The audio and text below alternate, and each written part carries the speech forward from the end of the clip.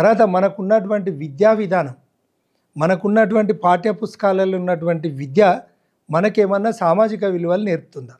మనకు అది బ్రతుకుదేరు అన్నం పెట్టే దిశగా మన విద్యా విధానం ఉన్నదా? ఆలోచించాల్సిన అవసరం ఉంది, చర్చ పెట్టాల్సిన అవసరం ఉంది.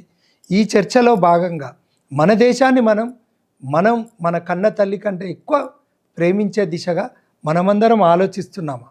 ఇంత తారతమ్యాలు ఉన్నప్పుడు ఈ దేశం ఎటుపోతుంది?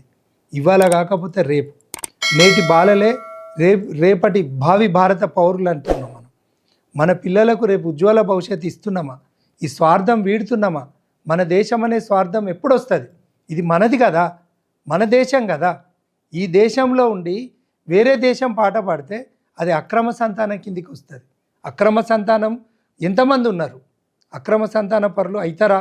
లేదా మనం ఒక భరతమాత బిడ్డలం అని చెప్పి ఒకే ఓడిలో ఉండే దిశగా అందరం కూడా సమూలంగా ఒక మార్పు తీసుకోగలుగుతామా? ఆలోచించండి, మార్పు తీసుకోండి, వ్యక్తి నిర్మాణం పెంచుకోండి, దేశం పట్ల గౌరవం పెంచుకోండి.